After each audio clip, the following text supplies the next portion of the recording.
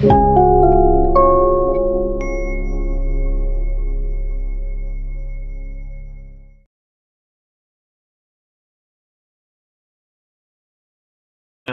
satu faktor penyebab kenapa generasi sekarang tidak mengenal budayanya sendiri.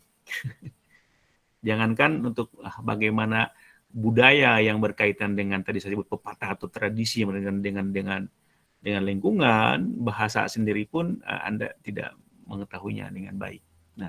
Nah, poin saya adalah mari kita hari ini jangan pernah malu untuk kembali kepada budaya sendiri, budaya asli kita, di mana kita berasal, yang orang sebut budaya daerah. Budaya daerah itu sangat penting yang merupakan fondasi dari budaya nasional. Jadi mari kita jangan pernah merasa kecil, merasa malu untuk kembali kepada budaya kita sendiri. Misalnya yang Sunda, orang Sunda, orang Betawi, orang Bugis, orang Jawa, orang Jawa. Setidaknya di rumah Anda, ya. Nah, kita mesti berpegang kepada budaya kita sendiri tanpa kita mempertentangkannya dengan keindonesiaan kita. Nah, misalnya yang orang Sunda, pegang kesundaan Anda, budaya Sunda, tapi kita juga bagian dari Indonesia. Indonesia nggak bakal ada tanpa Sunda, tanpa Jawa, tanpa Bugis, tanpa Betawi, tanpa Dayak, dan sebagainya. Karena itu tidak boleh ada upaya penyingkiran budaya-budaya daerah. Seperti terjadi di zaman Orde Baru. Nah, kita bisa menjadi Sunda pada saat yang sama menjadi Indonesia dan bahkan menjadi warga global. Anda, Marsha, bisa menjadi orang Bugis dan Betawi pada saat sama juga menjadi bangsa Indonesia, ya kan? Itu orang Jawa dan sebagainya. Nah, yang sering terjadi sekarang adalah karena begitu kuatnya desakan nasional dengan bahasa Indonesia, maka orang melupakan akar budaya ini. Padahal kebudayaan kita yang asli itu ada di daerah itu. Nggak mungkin ada Indonesia kalau nggak ada Sunda, nggak ada Jawa, nggak ada Batak, nggak ada Bugis, nggak ada Dayak, dan sebagainya. Ya, hilang tuh Indonesia itu sebenarnya. Maka kita mesti jaga. Mari kita kembali kepada ibu kita. Ibu kita siapa? Yaitu budaya asal kita. Yang orang Sunda kembali kepada ibu, yaitu Sunda kita. Yang orang Bugis kembali kepada ibu Anda, yaitu Bugis Anda. Kembali kepada ibu Anda yang orang Jawa, yaitu Jawa, dan sebagainya. Nah, hari ini konteksnya adalah mari kita kembali kepada ibu kita untuk mengenal apa ajaran ibu kita tentang lingkungan. Oke? Nah, gitu. Ternyata ibu kita yang sudah kita tinggalkan itu punya kekayaan yang luar biasa bagaimana menjaga lingkungan, ya. Nah, mari kita angkat lagi. Nah, inilah yang menjadi dasar bagi kita hari ini mengenal apa yang disebut dengan etika lingkungan dengan berbasis local wisdom atau kearifan lokal. Oke? Nah, saya ke orang Sunda sekarang. Nah, di masing-masing daerah Anda kan banyak nih ya yang beragam asalnya di daerah Sunda. Saya ingin Anda misalnya menyampaikan kepada saya yang misalnya mulai dari Banten ya, dari Lebak, Pandeglang dan sebagainya sampai kepada Ciamis.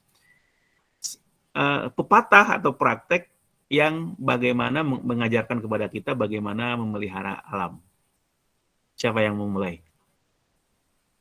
Karena nggak ada omongan dari orang tua Anda atau praktek yang sekarang masih ada atau mungkin sudah tidak ada berkaitan dengan penjagaan lingkungan.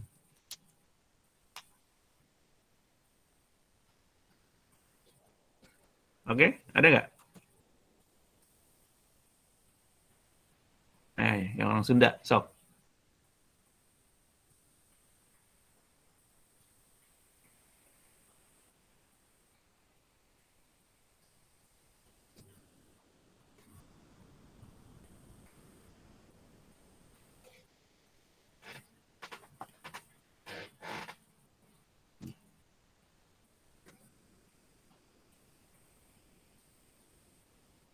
Ada?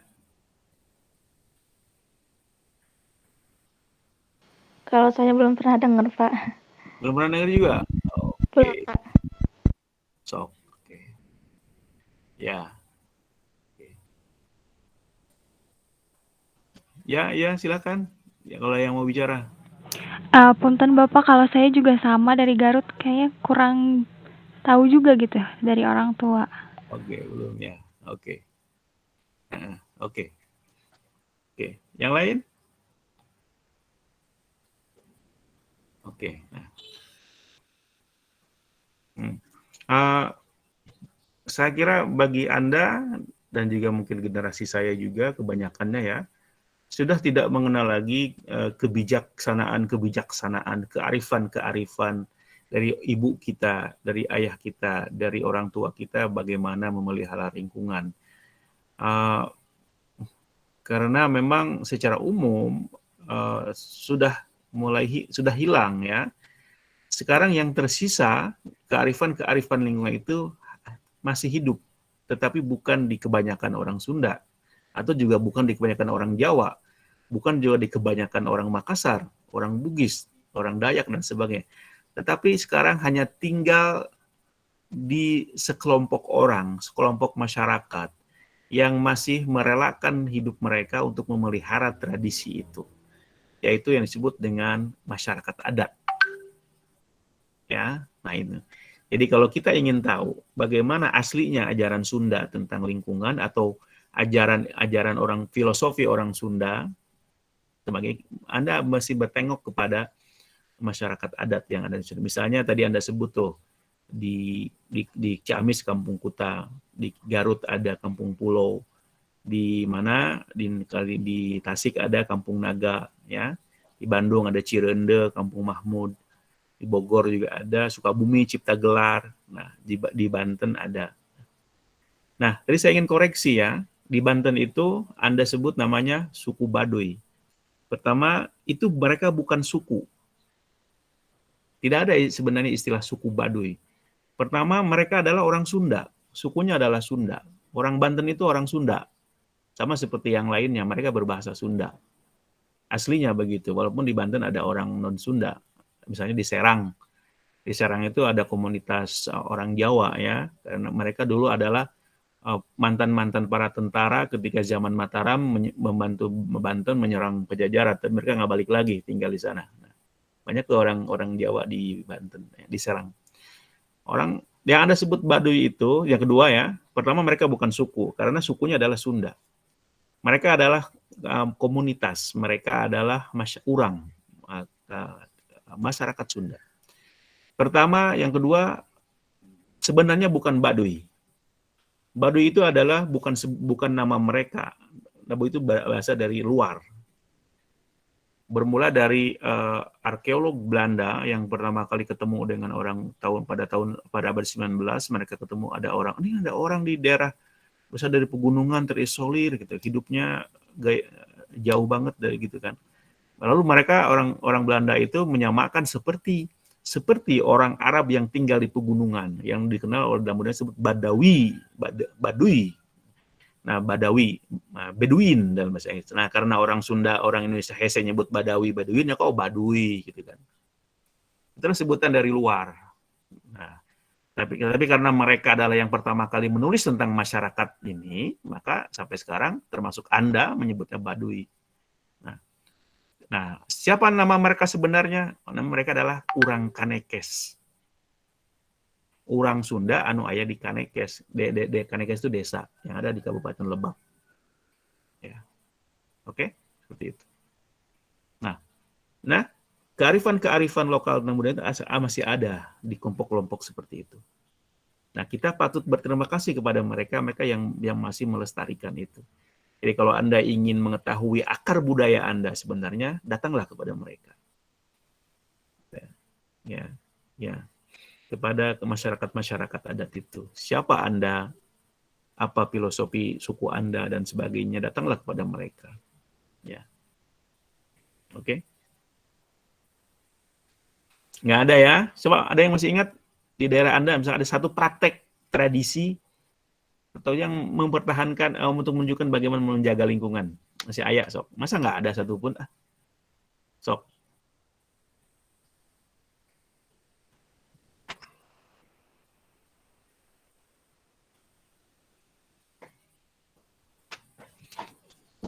Nah, ini bisa menjadi salah satu, nih, kalau Anda tertarik, bisa menjadi salah satu bahan untuk observasi Anda. Ya, untuk di tugas. Di UAS Anda, ujian akhir semester. Project ujian akhir Anda.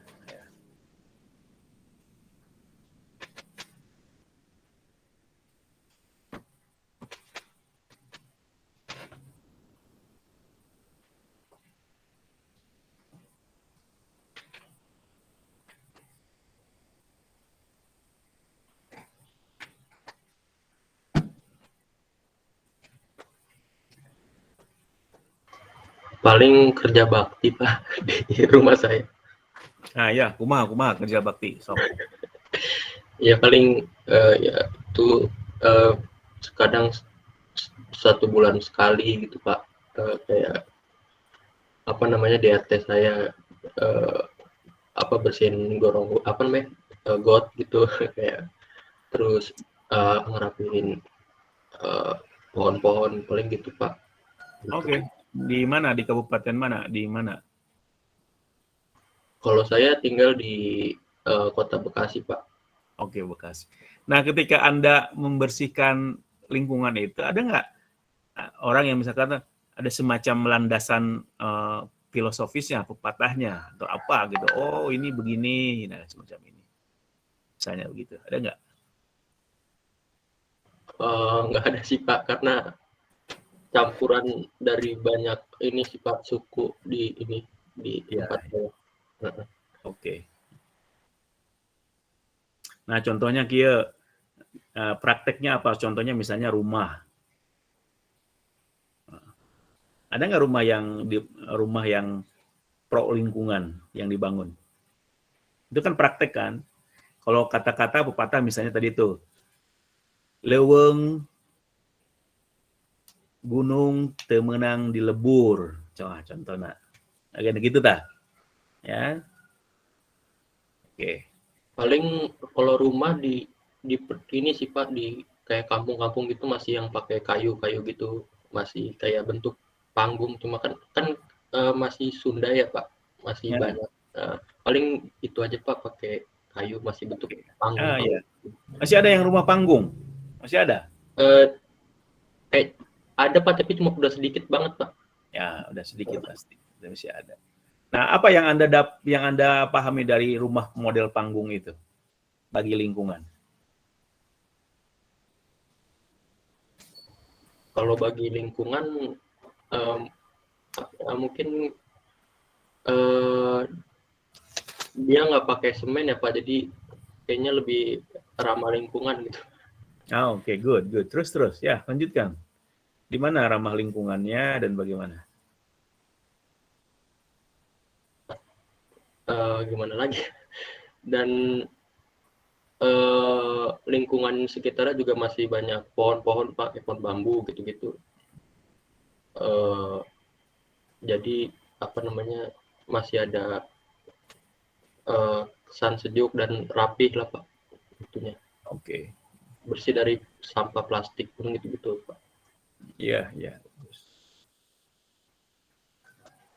Gunung teu meunang di lebur, lebak teu meunang di ruksak. Nah, contohnya seperti gitu. Ya.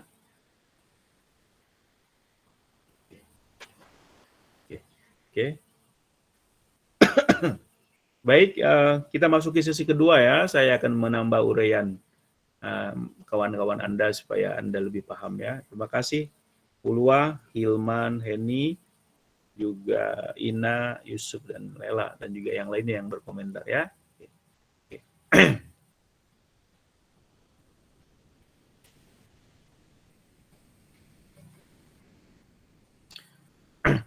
Mari kita masuki sesi kedua ya. Pada sesi ini saya akan menambah uraian kawan-kawan Anda, penjelasan kawan-kawan Anda supaya Anda lebih paham.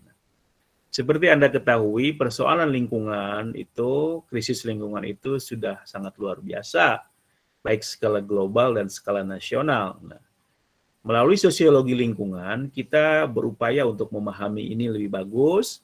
Lalu setelah Anda paham, kita belajar bagaimana untuk memberikan semacam respon bagaimana menghadapi krisis lingkungan ini. Nah, lalu kita berupaya dengan itu mencoba untuk mengatasi persoalan lingkungan. Kalaupun tidak bisa mencegah, tidak bisa mencegah penambahan tidak bisa mengatasi secara nol kerusakan lingkungan, setidaknya kita bisa mencegah terjadinya lebih banyak lagi kerusakan lingkungan atau tidak menambah lagi keparahan yang sudah ada. Nah, salah satu respon untuk mengatasi persoalan lingkungan adalah kita perlu mengembangkan apa yang disebut dengan etika lingkungan, environmental ethics atau ecological ethics. Nah, mengapa ini perlu dikembangkan? Karena seperti kita belajar di minggu lalu, bahwa persoalan lingkungan itu bukan semata-mata persoalan hukum, bukan bahwa tidak ada hukumnya, juga bukan persoalan teknis, fasilitas, bahwa tidak ada fasilitas untuk mengatasi lingkungan. Tapi lebih jauh dari itu, bahwa persoalan lingkungan itu berakar kepada sikap, kepada perilaku dan cara berpikir dan keyakinan manusia modern, termasuk kita semua.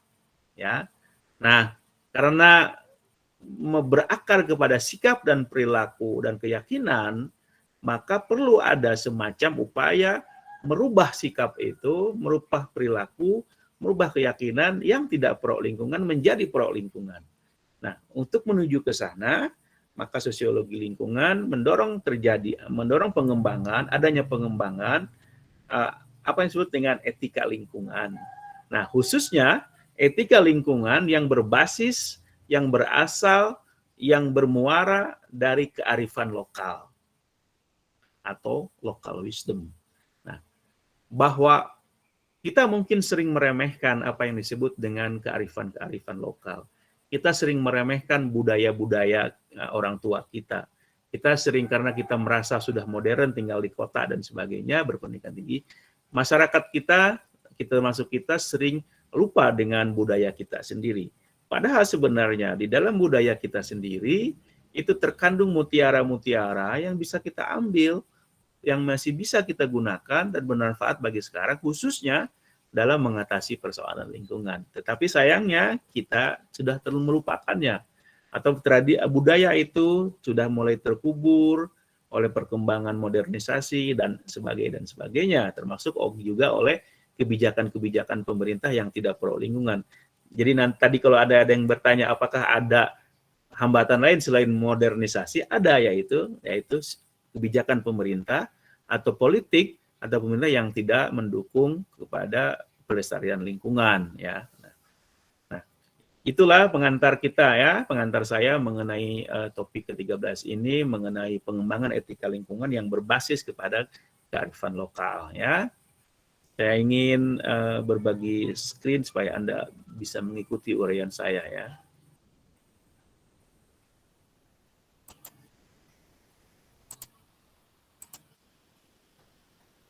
Bisa Anda lihat?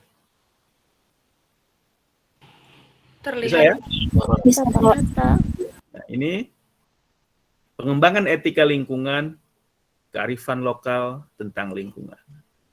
Sebelum lebih jauh kita membahas bagaimana etika lingkungan berbasis kearifan lokal, mari kita lihat, kita pahami naon ari etika lingkungan itu, ya.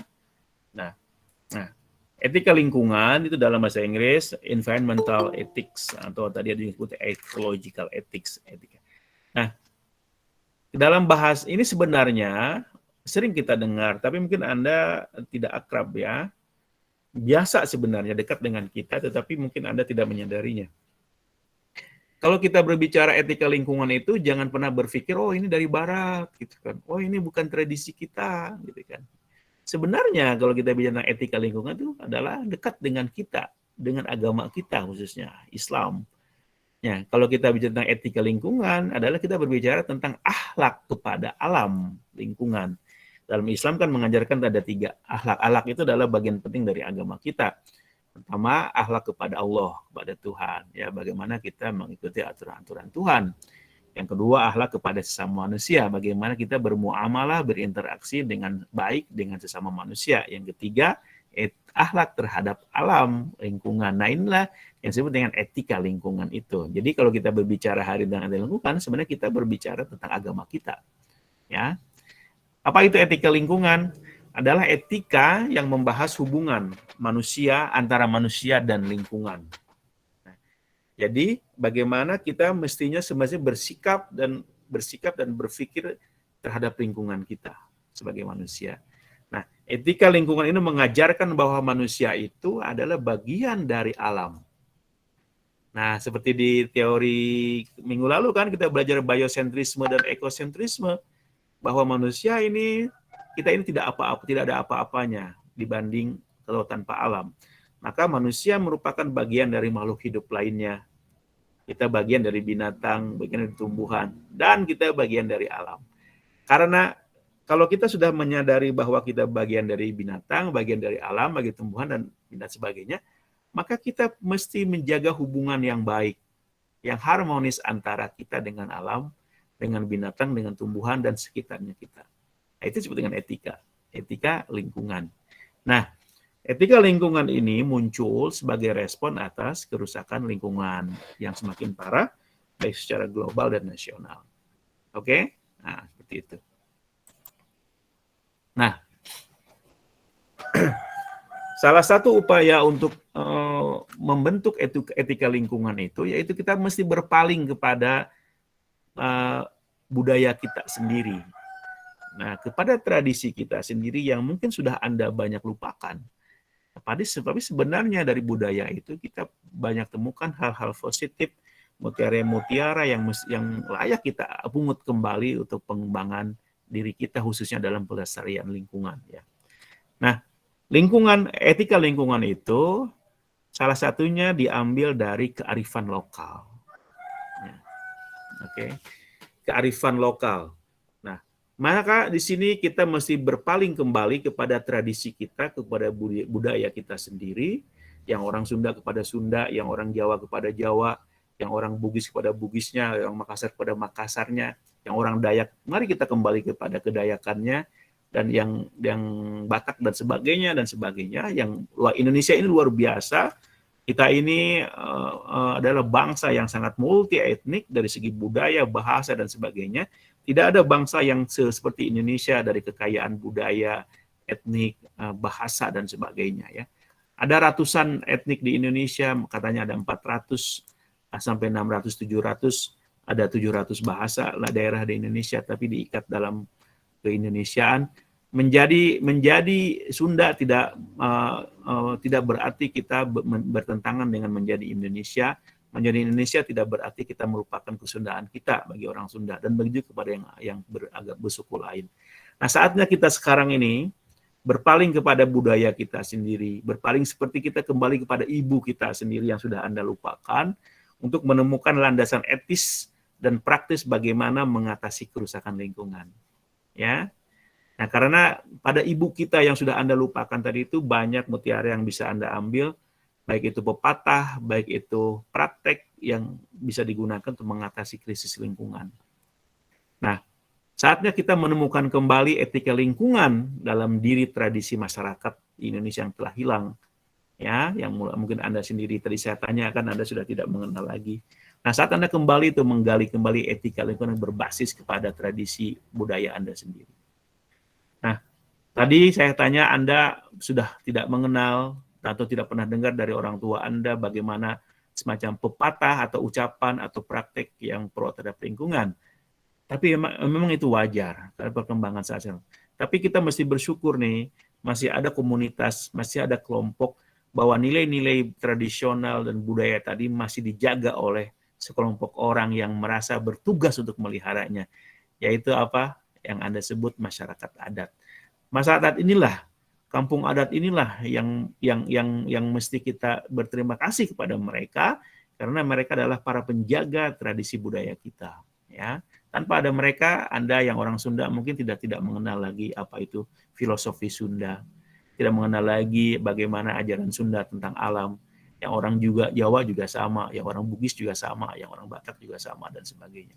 Nah, dengan berpaling kepada budaya kita ini, maka mari kita hidupkan kembali etika lingkungan yang berbasis kepada nilai-nilai dan budaya masyarakat tradisional yang sangat luhur itu. Ya, seperti itu. Oke. Kalau begitu, apa itu kearifan lokal yang jadi dasar etika lingkungan? Oke. Naon atuh ari kearifan lokal teh gitu kan. Nah, kalau kita mungkin sering dengar kearifan lokal. Nah, sering dengar kan? Apa itu kearifan lokal? Kearifan lokal itu dalam bahasa disebut local wisdom. Nah, kearifan itu wisdom. Nah, kalau orang arif, bijak disebut wise, ya, wise man, wise women. Kearifan adalah kemampuan menggunakan pengetahuan Anda dan pengalaman Anda untuk membuat keputusan dan penilaian yang baik dan tepat. Nah, itu. Jadi Anda disebut wise, bijak kalau Anda memanfaatkan, Anda punya kemampuan memanfaatkan pengetahuan Anda, pengalaman Anda untuk membuat keputusan dan penilaian yang baik tentang sesuatu. Oke? Nah, yang namanya kearifan itu, ada kearifan yang dikelola khusus atau berkembang khusus dalam sebuah wilayah atau sebuah tempat. Nah, inilah yang disebut dengan kearifan lokal itu, atau local wisdom. Jadi yang disebut dengan local wisdom, kearifan lokal adalah pengetahuan dan tradisi yang spesifik berada dan hidup pada sebuah tempat yang kemudian diwariskan dari generasi satu ke generasi lain, diwariskan dari kakek kepada bapak, bapak kepada anak, anak kepada cucu dan sebagainya, sehingga kearifan lokal ini tetap hidup. Nah, yang masih menjaga kearifan lokal ini di zaman sekarang ini adalah masyarakat adat itu. Ya. Nah, bagi orang Sunda di mana? Nah, tadi di Kampung Kuta di Ciamis, di Kampung Naga di Tasik, di Kampung Pulo di Garut, Cipta Gelar di Sukabumi, orang Kanekes di Banten, ya. Oh, Betawi ada nggak? Yang Betawi apa yang masih menjaga itu? Kampung apa yang di Betawi? Marsha yang masih menjaga tradisi itu, ya, dan sebagainya. Yang Jawa juga Anda mesti tahu mana kampung yang masih memelihara itu, ya. Nah, oke, seperti itu.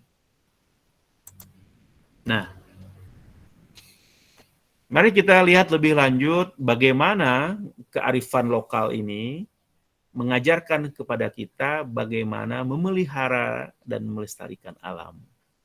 Ya, ini perlu kita angkat tuh, ya, ke permukaan bahwa pengetahuan dan tradisi yang berkaitan dengan interaksi dan relasi antara manusia dan lingkungan yang spesifik bagi satu tempat dan diwariskan dari satu generasi ke generasi lainnya. Nah, yang dimaksud dengan kearifan lokal tentang lingkungan adalah pengetahuan, ucapan-ucapan, dan juga kebijakan, juga tradisi atau praktek yang mengajarkan bagaimana kita sebaiknya berinteraksi antara manusia dan juga antara manusia dengan lingkungan. Yang ini hidup dalam sebuah masyarakat tertentu yang diwariskan dari generasi satu ke generasi lainnya. Ini disebut dengan kearifan lokal tentang lingkungan yang menjadi di sini yang menjadi basis dari etika lingkungan berbasis etika lingkungan. Etika lingkungan berbasis kearifan lokal. Nah, yang disebut dengan kearifan lokal tentang lingkungan ini dapat ditemukan di hampir semua masyarakat sebenarnya. Ya, tetapi sekarang sudah samar-samar. Nah, seperti Anda tadi tidak tahu itu kan.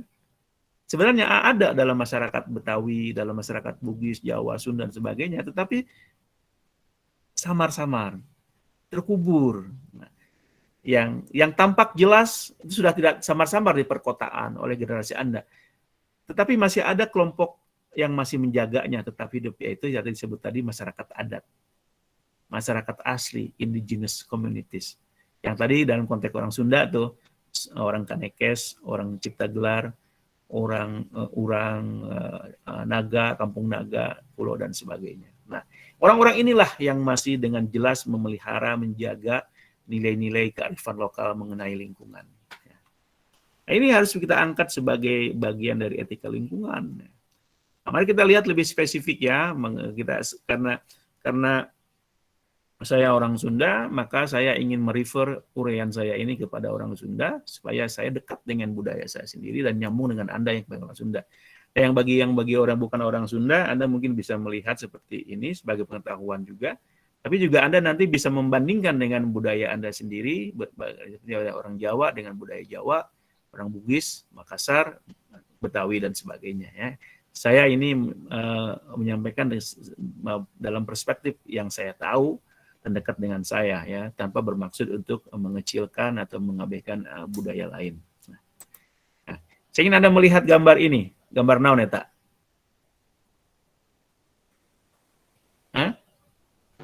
Rumah, Pak. Rumah adat. Rumah panggung, Pak. Oke. Rumah panggung. Lumbung padi, Pak. Gubuk padi, Pak. Tempat nyimpan padi. Oke. Saya memaklumi kalau Anda itu menyebutnya rumah adat ya. Karena saya sebut tadi kan kita semua, banyak-banyakan kita sudah lupa dengan budaya kita sendiri. Tapi tadi yang benar yang tadi belakangan tuh menyebutnya itu adalah tempat penyimpanan padi. Bahasa Sundanya disebut leuit. Mungkin Anda belum pernah tidak pernah dengar lagi kata leuit ya, leuit. Nah, dalam masyarakat Sunda yang tradisional mereka punya sistem pangan yang luar biasa, yang salah satunya dalam bentuk leit. Leit ini bukan rumah ya, tapi adalah semacam, bolehlah sebut rumah kecil, tapi bukan rumah untuk tinggali, tapi rumah untuk padi. Padi yang sudah dipanen itu kemudian disimpan di leit itu. Nah, bentuknya seperti itu, berada misalnya di sekitar rumah penduduk. Nah, setiap rumah itu zaman dulu tuh punya leit. Nah, di situ digunakan untuk menyimpan panen padi. Nah, yang mungkin tidak Anda pernah berpikir, leit ini merupakan sistem ketahanan pangan yang luar biasa dan akrab dengan alam. Ya, dari padinya yang diproduksi juga tidak merusak alam sebagaimana pangan modern. Sistem penyimpanan pun sama. Anda mungkin tidak pernah tahu, orang Cipta Gelar di Sukabumi itu punya simpanan padi sampai 3 tahun ke depan. Tanpa mereka dapat bantuan dari pemerintah, tanpa membeli dari luar. Tapi negara kita ya yang banyak menanam luar biasa, juga impor, ketahanan pangan kita hanya paling lama 1 tahun ke depan. Ya, padi kita, beras kita yang di Bulog dan sebagainya itu. Tapi mereka bisa memiliki ketahanan pangan sampai 3 tahun ke depan. Ya. Padahal contoh yang di Cipta Gelar itu dan juga nanti di Kanekes, mereka hanya menanam padi 1 tahun sekali. Sementara panen kita yang ini setahun 3 kali. Tapi ketahanan kita hanya bertahan 6 tahun sampai 1 tahun saja. Oke.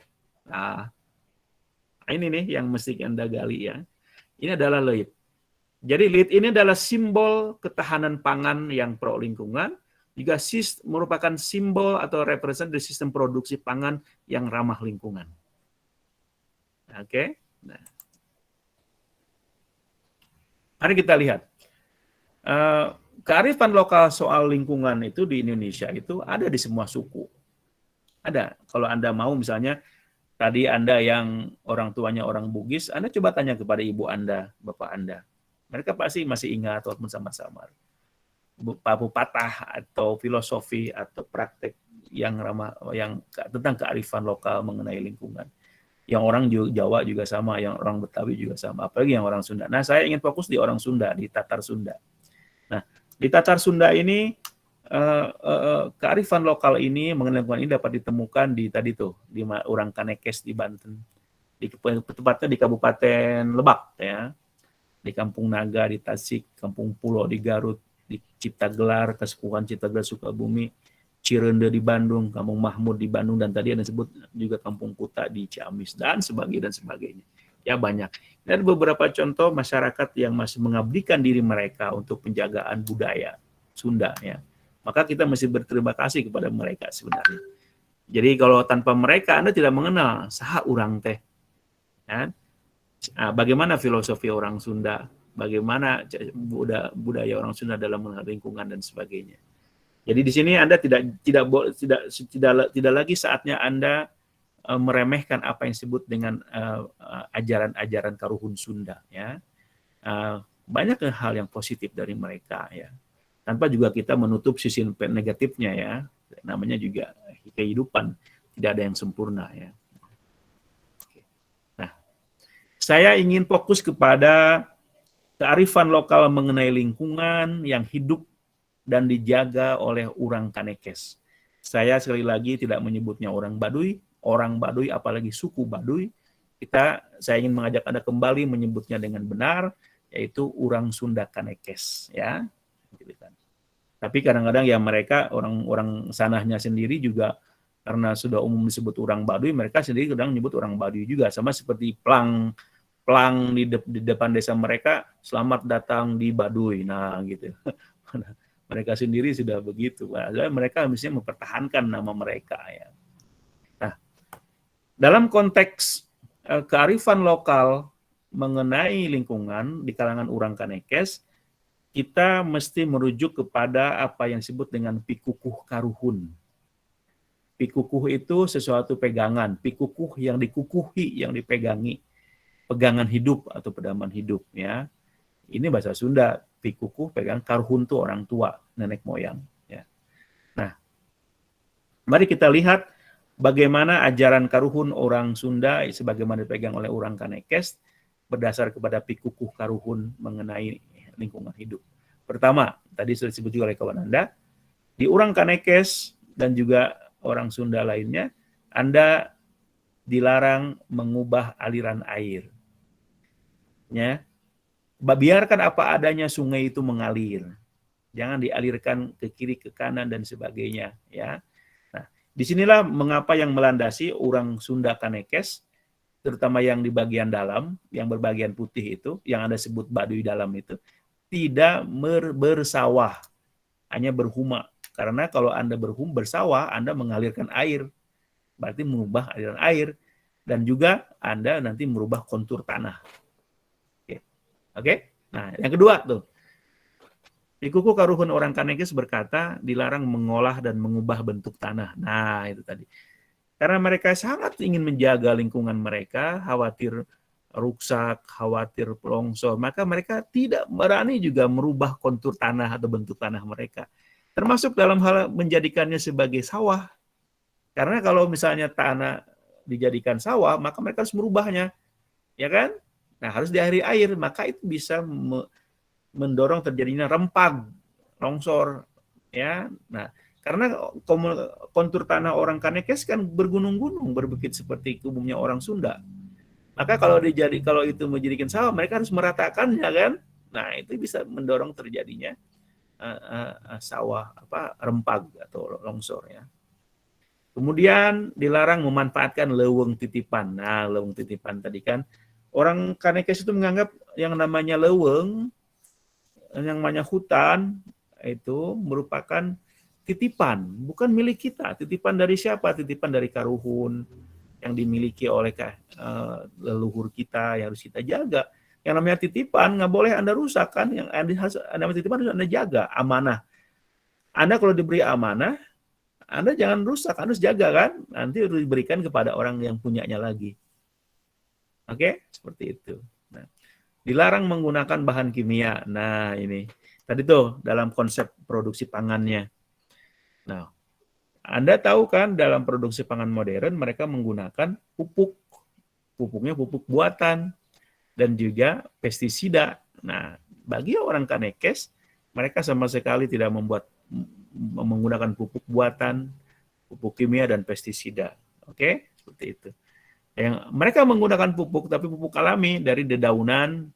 Karena kalau mereka ingin membangun huma, kan ada rumput-rumput atau rungkun-rungkun yang dibersihkan. Nah, itu nanti menjadi pupuk sawah mereka, huma mereka. Dan untuk kalau ada hama, mereka mengambil dari dedaunan-dedaunan yang nanti dibikin cairan untuk disebarkan kepada padi yang terkena atau namanya yang terkena hama itu. Diambil dari dedaunan-dedaunan yang ada. Termasuk juga tuh tadi tuh, mereka tadi ada yang memakai honje dan sebagainya kan. Termasuk mereka ketika mandi pun mereka tidak menggunakan sabun karena sabun bisa merusak air. Nah, apa yang mereka gunakan? Dedaunan. Ya. Ya, tadi tuh daun apa tadi yang itu? Yang tadi lupa namanya. Kemudian juga ketika gosok gigi, mereka tidak memakai odol, tapi mereka menggunakan semacam serat kayu yang digosokkan langsung ke gigi mereka, sama seperti yang digunakan oleh orang Arab dengan siwak itu.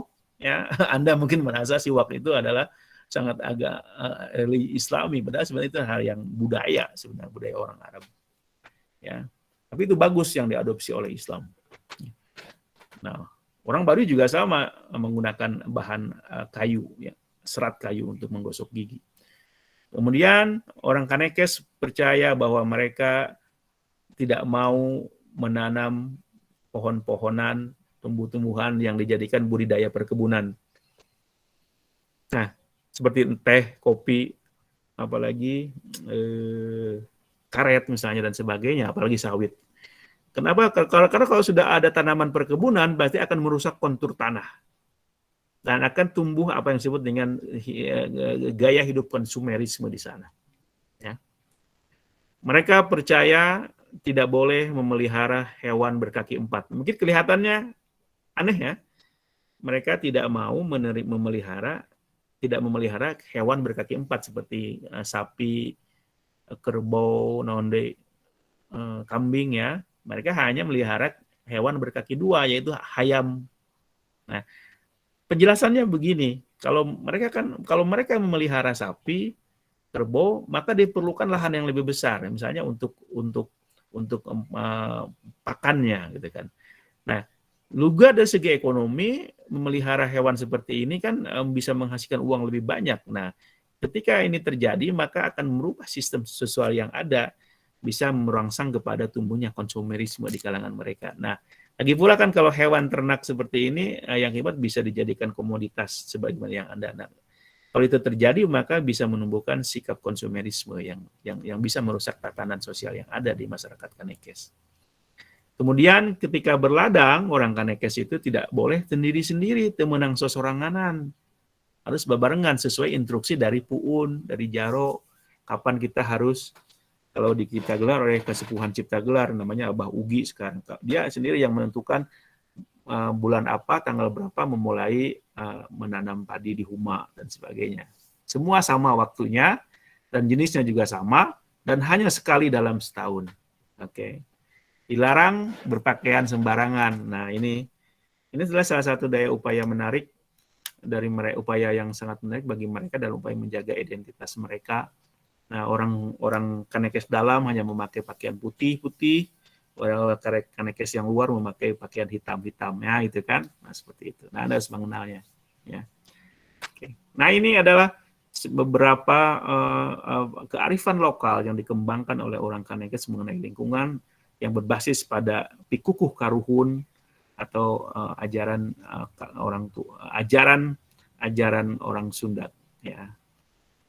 Semua adalah berbasis kepada filosofi Sunda atau dalam kalau Anda boleh sebut agama, bahasa dari namanya ajaran Sunda Wiwitan. Ya. Nah, ini yang ada di sana ya. Ini ada semacam pelang kalau benar rusak. Amanat buyut. Nah, buyut itu karuhun, buyut nu nitipkeun ka Puun. Nah, Puun. Nagara satelung puluh tilu. Bangawan sawidak 5. Nah, ini yang saya sebut tadi tuh. Pepatah-pepatah, ucapan-ucapan yang mengarah kepada kearifan lokal untuk menjaga lingkungan. Pancer salawe nagara, gunung, nah ini, gunung temenang di lebur. Nah ini saya contoh bagaimana pepatah yang pro lingkungan. Gunung temenang di lebur. Gunung tidak boleh dihancurkan. Nah, sekarang ke gunung banyak yang hancur tuh. Dijadikan pabrik semen ya dan sebagainya. Gunung ya. Kemudian nanti ada saya tunjukkan kepada Anda ada satu hutan larangan di Kanekes yang hancur karena penambang ilegal. Lebak temenang di ruksak. Orangnya ruksak tuh salah nulisan, lain dirusak. Ruksak. Lebak dataran rendah itu tidak boleh diruksak, harus dipelihara. Larangan temenang dirempak, buyut temenang dirobah, lojor temenang dipotong. Nah, untuk dalam menjaga alam ini, yang panjang tidak boleh dipotong, yang pendek tidak boleh disambung. Untuk menjaga harmoni dan ketentraman alam itu sampai begitunya. Pondok temenang disambung, nu lain kudu dilainkeun, nu ulah kudu diulahkeun, nu nya kudu diinyakeun. Nah, ini Anda harus tahu nih ya. Nah, saya maksud tadi seperti ini. Apakah ada di orang Jawa, di orang Makassar dan sebagainya pepatah-pepatah yang diungkapkan ajaran-ajaran pro lingkungan seperti ini. Nah, mari kita lihat ajaran pro lingkungan tadi itu berbasis kepada filosofi orang Sunda, yaitu apa yang disebut dengan harmoni antara jagat alit dan jagat ageng. Nah, Jagat alit itu merefer kepada diri kita manusia. Nah, jagat alit, mikrokosmos, nah dalam bahasa kerennya. Dan jagat ageng, jagat besar, makrokosmos. Nah, dalam perspektif orang Sunda, juga saya juga banyak juga dalam yang lainnya, bahwa antara manusia dan alam itu tidak terpisahkan. Ada harmoni di antara dua ini. Kita adalah jagat alit, jagat ageng adalah alam kita, keduanya adalah terintegrasi. Secara teologis, orang Sunda memahami bahwa manusia Sunda itu makhluk suci. Kenapa dia makhluk suci? Bahwa manusia itu pada dasarnya adalah suci karena berasal dari kesucian, kahyangan dalam istilah orang Sunda. Nah, ini persis dengan ajaran agama Islam, fitrah itu kan. Manusia itu fitrah, bersih, ya kan? Maka kalau manusia itu bersih, maka harus dijaga kebersihannya, nanti kembali bersih juga kepada Tuhan. Ini nyambung dengan makna Sunda itu sendiri. Sunda itu artinya bersih, suci, baik, cahaya putih. Memang ada banyak makna Sunda, tapi salah satunya adalah ini nih, cahaya putih, suci, bersih. Nah, orang Sunda itu seperti itu. Dia harus suci lahirnya, suci batinnya, dan nanti akan kembali kepada Tuhan dengan bersih dan suci pula. Dengan cara bagaimana? Dengan cara menjaga perilaku yang harmonis antara manusia dengan alam dan manusia dengan sesamanya. Nah, untuk menjadi suci bersih tadi dan kembali bersih kepada Tuhannya, maka dalam perilaku di bumi ini mesti menjaga kebersihan kesucian dalam relasi dengan alam dan juga dengan sama manusia. So, hebat kumaha tah, ya? Konsep filosofisnya kan, ajaran teologis orang Sunda. Dengan demikian, dalam filsafat Sunda, dalam ajaran Sunda Wiwitan, tugas manusia adalah mengelola alam ini dan menyempurnakan alam ini, bukan merusaknya. Ya kan? Karena menyadari bahwa alam ini adalah bagian dari manusia, manusia bagian dari alam, maka tugas manusia adalah mengelola dan menyempurnakan alam ini, bukan merusaknya. Memanfaatkannya sebatas untuk kepentingan manusia yang mendasar. Nah, ini persis seperti ajaran Islam dengan konsep khalifah. Anda, kita semua, Islam menjadi dalam ajaran Al-Quran, kita di dunia sebagai khalifah. Tugasnya apa? Isti'mar. Isti'mar itu mengelola dan menyempurnakan bumi alam ini, bukan merusaknya. Ya. Nah, dengan demikian, manusia tidak boleh menjadikan alam untuk ditundukkan, dieksploitasi bahasanya. Sebagaimana yang terjadi sekarang ini. Ya, Anda menjadi kapitalis, Anda melakukan eksploitasi terhadap alam. Alam dengan demikian harus dihormati, dipelihara dan dirawat. Hidup kita di bumi ini harus menyesuaikan diri dengan alam. Harmoni harus terjaga dengan alam. Tidak boleh merusak. Keserasian atau harmoni antara jagat alit diri kita manusia dan jagat ageng yaitu alam mesti terjaga. Inilah tugas manusia. Ya, yang mesti dilakukan oleh orang Sunda dalam perspektif filosofi Sunda, ajaran Sunda Wiwitan. Pikukuh karuhun, ya. Oke. Nah, dalam perspektif alam inilah muncul kearifan-kearifan bagaimana memelihara alam. Ini tambahan laginya ya. Contohnya begini. Dalam hal relasi antara manusia dan alam, ini ajarannya. Gunung kudu ditalingakeun. Gunung itu harus dijaga. Gunung itu harus dijaga, jangan dilebur. Nah, sekarang yang terjadi kan gunung itu kan dilebur, diambil batunya, diambil pasirnya, diambil baik karsnya dijadikan semen dan sebagainya. Apa yang terjadi? Kerusakan alam yang luar biasa. Diambil emasnya, tambangnya, sehingga kerusakan alam terjadi. Nah, gunung itu mesti dijaga, ditalingakeun. Ya. Kemudian leuweung tu hutan, kanyahokeun, kudu dipelihara, dikanyahokeun. Anda mengenal gunung itu bukan untuk dihancurkan. Ya. Oke. Kemudian kebon, nah ini mana yang bisa dimanfaatkan oleh manusia? Kebon. Dalam bentuk huma, dalam bentuk ladang. Nah, kebon yang harus digarap. Kebon kudu digarap untuk kepentingan manusia, dijadikan ladang, dijadikan huma, Kalau mau sawah ya sawah, nah itu sebagai itu ya. Nah ini yang yang bisa dimanfaatkan. Gawir awien. Nah ini. Anda gawir tahu kan? Gawir itu adalah tebing. Nah, gawir itu adalah tanah yang mudah jatuh, mudah longsor, mudah rempag. Maka dalam menjaganya, filosofi orang Sunda mentanami awi. Awi itu bambu. Dengan ditanami bambu, maka akan tercegah longsor atau rempag. Nah, tapi sekarang apa yang terjadi? Orang berlomba-lomba bikin rumah di gawir itu karena ingin view-nya yang bagus kan? Benar tidak? Ya kan? Coba lihat nih di Gunung Manglayang di sini dekat rumah saya. Sudah banyak tuh di lereng gunungnya rumah-rumah. Karena mereka ingin melihat punya pemandangan katanya yang bagus. Padahal itu adalah mereka posisinya tidak aman. Ya. Oke. Mestinya gawir itu tidak dijadikan rumah tapi ditanami pohon untuk tercegahnya longsor.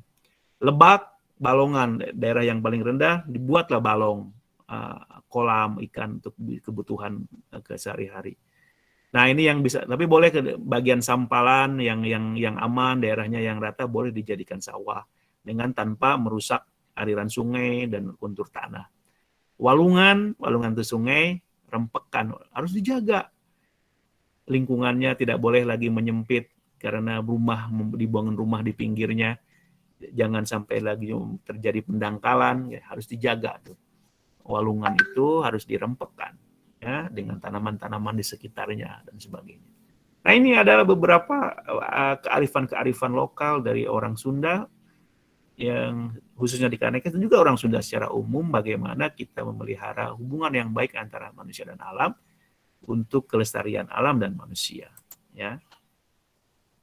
Nah, dari sini kita bisa melihat bahwa kearifan-kearifan lokal orang Kanekes ini, orang Sunda ini bisa menjadi solusi bagi kerusakan alam dengan ditumbuhkan kembali, disosialisasikan kembali kepada masyarakat banyak. Nah, Anda sebagai manusia, sebagai orang generasi muda, yang orang Sunda khususnya, Anda kembalilah kepada ibu Anda itu. Ya, jangan lupa, itu adalah ibu Anda. Ya, ajaran Sunda Wiwitan adalah ibu Anda, tanpa juga Anda melupakan perkembangan yang sekarang ini. Ya.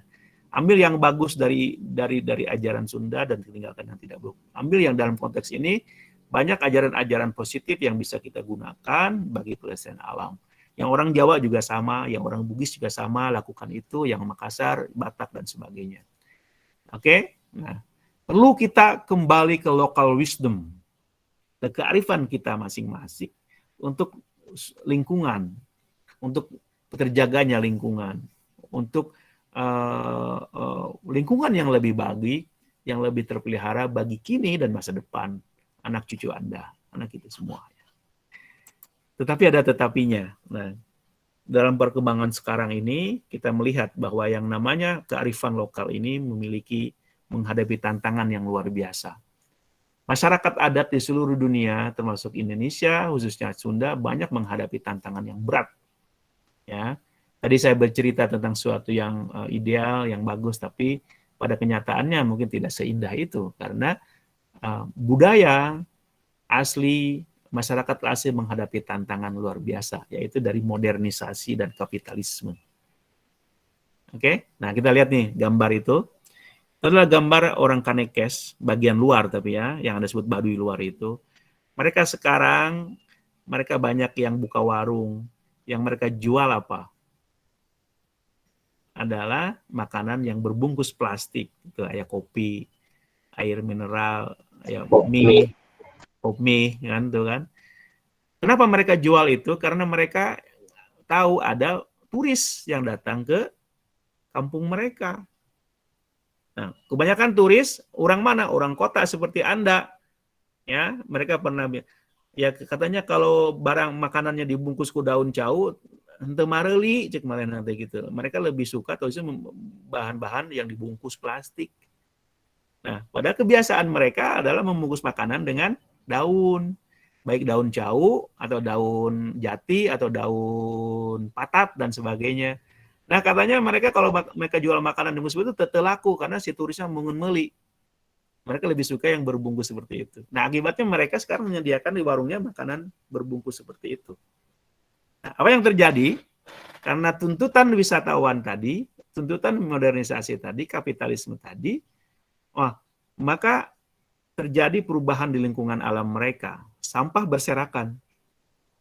Pertama disebabkan karena orang Baduy, katakan orang Baduy yang disebut orang Kanekes sendiri tidak tahu bagaimana mengelola sampah plastik. Itu kan barang baru bagi mereka yang namanya plastik. Ya kan? Tidak ada beja di pemerintah kumaha mengelola sampah plastik. Ya kan? Yang kedua, si turisnya sendiri, Anda yang hadir ke sana juga tidak menjaga kebersihan. Anda datang di tas Anda kan bawa ada Indomie, ada biskuit dan sebagainya, semua berbungkus plastik. Anda makan di sana lalu Anda buang di sana kan? Sama.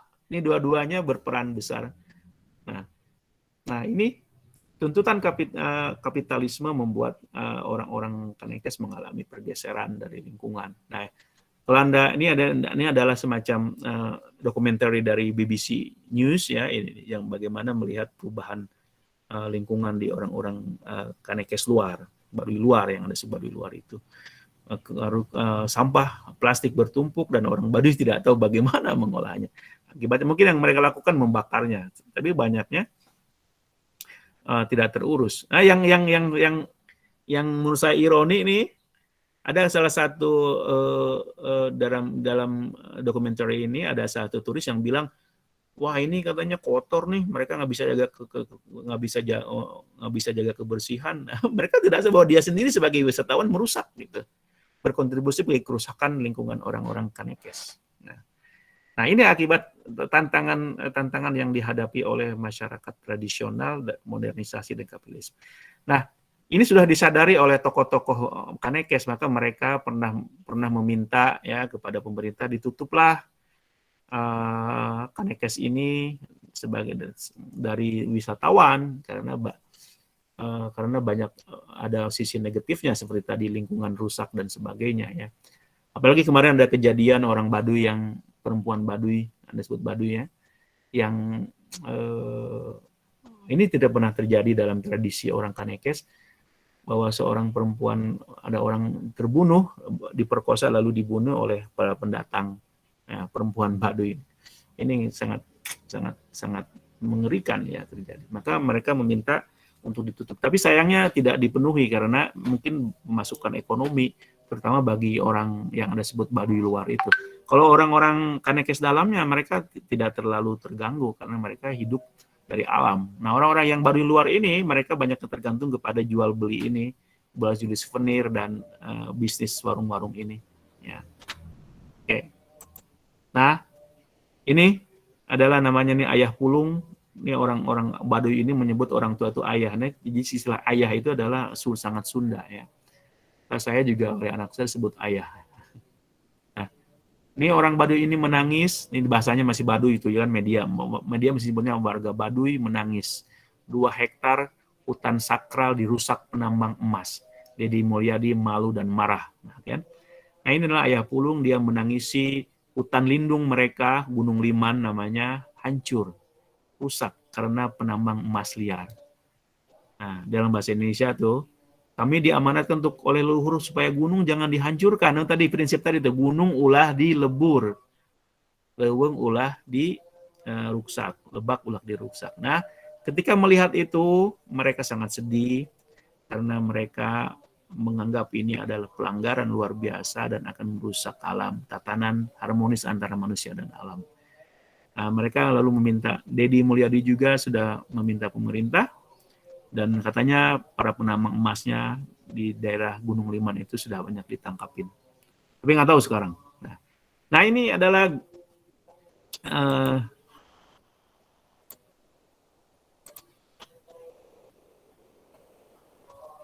nah itu adalah gambaran ini ya, gambaran umum bagaimana